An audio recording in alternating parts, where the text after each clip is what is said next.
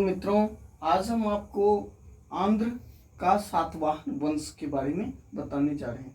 इससे पहले आपको शुंग काल के बारे में हम आपको जानकारी दिए थे। पुष्यमित्र शुंग जिसने शुंग वंश का स्थापना किया और शुंग वंश का अंतिम शासक देवभूति की हत्या कर वासुदेव ने कण्व वंश का स्थापना किया। कण्व वंश के बारे में ज़्यादा जानकारी नहीं है मित्रों। उसके बाद हम आंध्र का सातवाहन वंश के बारे में जिसका समय 60 ईसा पूर्व से 240 ईस्वी तक का समय था। सिमुक सातवाहन वंश का संस्थापक कौन था? सिमुक ने कण्व वंशी सुशर्मा की हत्या कर कण्व वंश का अंतिम शासक था सुशर्मा, जिसका हत्या सिमुक ने करके सातवाहन वंश का स्थापना किया। पुराण एवं नानाघाट अभिलेख से आंध्र सातवाहन वंश के विषय में जानकारी हमको मिलती है। सातकर्णी प्रथम जो 2 अश्वमेध यज्ञ और 1 राजसूय यज्ञ किए थे और प्रतिष्ठान को इन्होंने अपना राजधानी बनाया और पहली बार इन्होंने सम्राट की उपाधि लिया था। इस वंश में, सातवाहन वंश में कौन सा शासक था? सातकर्णी प्रथम। उसके बाद राजा हाल जो एक महत्वपूर्ण शासक हुए, वो एक महान कवि और साहित्य के महान पोषक थे। उन्होंने गाथा सप्तशती नामक प्राकृत भाषा में एक ग्रंथ लिखा। राजा हाल काफी महत्वपूर्ण है मित्रों कि राजा हाल ने कौन सा पुस्तक लिखा था? तो गाथा सप्तशती जो प्राकृतिक भाषा में आपको लिखा गया था। इनके दरबार में यह भी काफी महत्वपूर्ण है कि बृहत कथा के रचयिता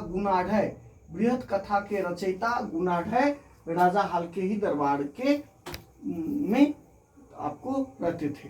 सर्वाधिक महत्वपूर्ण जो शासक था मित्रों आंध्र सातवाहन वंश का सर्वाधिक महत्वपूर्ण शासक था गौतमीपुत्र सातकर्णी सातवाहन वंश का सर्वाधिक महत्वपूर्ण शासक था। इन्होंने शकों, यवनों, पल्लवों को पराजित किया। नासिक व कार्ले अभिलेख से इसकी जानकारी मिलती है। गौतमीपुत्र सातकर्णी और सातवाहन वंश से संबंधित इनके बारे में कहा जाता है कि त्रिसमुद्र तोय पिता वाहन, यानी कि इनका जो घोड़ा था वो 3 समुद्र का पानी पीता था। यह एक महान विजेता थे। सुन्नीवाद व माध्यमिक संप्रदाय के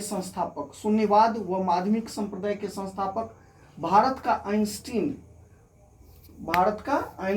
प्राचीन भारत का आइंस्टीन नागार्जुन इनके समकालीन थे। नागार्जुन जिन्हें शून्यवाद का आपको संस्थापक जनक कहा जाता है, माध्यमिक सूत्र के रचयिता आइंस्टीन, भारत का आइंस्टीन नागार्जुन इनके समकालीन थे। उसके बाद वशिष्ठ पुत्र पुलवामी, इनका जो पुत्र है गौतमी पुत्र सातकर्णी का पुत्र वशिष्ठी पुत्र पुलवामी अमरावती की वेष्टिनी का निर्माण कर ये एक उसके बाद महत्वपूर्ण शासक हुए। इन्होंने क्या किया? तो अमरावती की वेष्टिनी यानी कि उनका चारों तरफ से तोरण का निर्माण करवाया और उस स्तूप का भी इन्होंने संवर्धन किया। किस का? तो अमरावती स्तूप का। इस कार्य के लिए इनको याद किया जाता है। उसके बाद कार्ले का चैत्य का निर्माण भी इस समय का एक कला का सर्वोत्कृष्ट नमूना है। दक्षिणा पतेश्वर यानी कि दक्षिण विजय वशिष्ठ पुत्र पुलवामी ने आपको आंध्र प्रदेश के पूरे क्षेत्र पर अधिकार कर लिया था, इसीलिए इनको दक्षिणा पतेश्वर भी कहा गया। इनके सिक्के पर जो है सो 2 पतवारों वाले जहाज का चिन्ह अंकित है। इससे साबित होता है कि इन्होंने आपको 9 समुद्री यात्रा और उस समय में जहाज निर्माण नौसेना पर भी इन सातवाहन वंश के द्वारा काफी बल दिया गया था। नवनगर स्वामी, इन्होंने नवनगर का स्थापना किया। किसने? तो वशिष्ठ पुत्र पुलवामी ने और नवनगर का स्थापना करने के बाद नवनगर स्वामी का उपाधि लिए। टॉलमी जो भूगोल नामक पुस्तक लिखे हैं, एक भूगोलवेत्ता थे, भूगोल नामक पुस्तक भी लिखे हैं टॉलमी ने वशिष्ठ पुत्र पुलवामी को पोलोमयोस नाम से संबोधित किया है। उसके बाद जो अंतिम प्रतापी राजा था सातवाहन वंश का वो था यज्ञश्री सातकर्णी। इसी समय सर्ववर्मन ने कामतंत्र नामक संस्कृत व्याकरण का रचना किया। सर्ववर्मन जो आपको सातवाहन के काल में ही सर्ववर्मन ने कामतंत्र नामक संस्कृत व्याकरण का रचना किया। उसके बाद ये पहला वंश है मित्रों सातवाहन जिसने शीशे का सिक्का चलाया। उसके बाद ब्राह्मणों और बौद्ध भिक्षुओं को इन्होंने भूमि दान देने की प्रथा की शुरुआत इन्होंने किया।